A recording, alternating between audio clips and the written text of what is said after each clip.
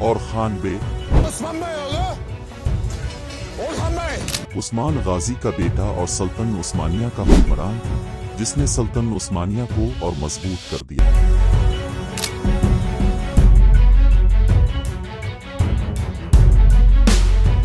1381 میں پیدا ہوئے اور 1324 میں اپنے والد عثمان غازی کی وفات کے بعد تخت نشین ہوئے۔ ان کے دور میں سلطنت عثمانیہ نے بازنطین علاقوں میں زبردست کامیابیاں حاصل کیں اور ایک باقاعدہ منظم ریاست کے طور پر ابھر کر سامنے آئے۔ اور خان بے سلطنت عثمانیہ کے بانی عثمان غازی کے بڑے بیٹے تھے۔ چونکہ عثمان غازی نے اپنی زندگی کا زیادہ تر حصہ فتوحات اور ریاست کی بنیاد رکھنے میں گزارا، اس لیے اور خان بے نے بھی کم عمری میں عسکری تربیت حاصل کی اور جنگی مہارت میں ماہر ہو گئے۔ انہوں نے اپنے والد کے ساتھ کئی جنگوں میں حصہ لیا اور سلطنت کے مختلف امور میں دلچسپی لینا شروع کی۔ ان کے والد نے انہیں کم عمری میں ہی قیادت کے اصول سکھانے شروع کر دیے تھے۔ 1324 میں جب عثمان غازی کا انتقال ہوا تو اور خان بے کو سلطنت عثمانیہ کا نیا سربراہ مقرر کیا گیا۔ اس وقت عثمانی ریاست ایک چھوٹی سی مملکت تھی جس کا دارالحکومت سوویت تھا اور اس کا دائرہ کار زیادہ وسیع نہیں تھا۔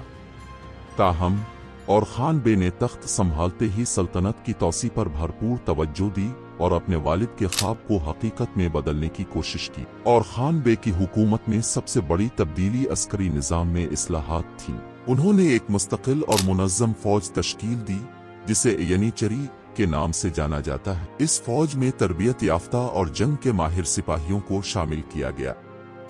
اس کے علاوہ انہوں نے فوج کے دیگر شعبوں کو بھی جدید خطوط پر استوار کیا، جس سے عثمانی فوج یورپ اور بازنطین سلطنت کے مقابلے میں زیادہ منظم اور طاقتور ہو گئے۔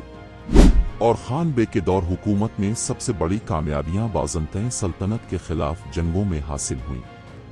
انہوں نے کئی اہم شہر فتح کیے۔ برسا 1326 یہ شہر عثمانیوں کے لیے نہایت اہم تھا اور اس کی فتح کے بعد اسے سلطنت عثمانیہ کا دارالحکومت بنا دیا گیا۔ نائسیا ازنت 1331 یہ شہر بازنطین سلطنت کا ایک اہم قلعہ تھا جسے عثمانیوں نے فتح کیا۔ میکومیڈیا ازمیت 1337 اس شہر کی فتح نے بازنطینیوں کی طاقت کو مزید کمزور کر دیا۔ گلی پولی یہ یورپ میں عثمانیوں کی پہلی مستقل پیش قدمی تھی جس سے سلطنت عثمانیہ کو بر اعظم یورپ میں قدم جمانے کا موقع ملا۔ اور خان بے نہ صرف ایک کامیاب جنگجو تھے بلکہ ایک مدبر حکمران بھی تھے۔ انہوں نے سلطنت عثمانیہ میں کئی انتظامی اصلاحات متعارف کروائیں جن میں عدالتی نظام، ٹیکس اصلاحات اور تعلیم کا فروغ شامل تھا۔ ان کے دور میں کئی تعلیمی ادارے، مساجد اور عوامی فلاح و بہبود کے منصوبے شروع کیے گئے۔ اور خان بے ایک نیک سیرت حکمران تھے اور اسلامی اصولوں کے مطابق حکومت چلاتے تھے۔ 1362 میں اور خان بے کا انتقال ہو گیا۔ ان کا دور حکومت تقریباً 38 سال پر محیط تھا، جو عثمانی تاریخ میں سب سے طویل حکمرانی میں شمار ہوتا ہے۔ اور خان بے کو برسا میں دفن کیا گیا، جو کہ ان کے دور میں سلطنت عثمانیہ کا دارالحکومت تھا۔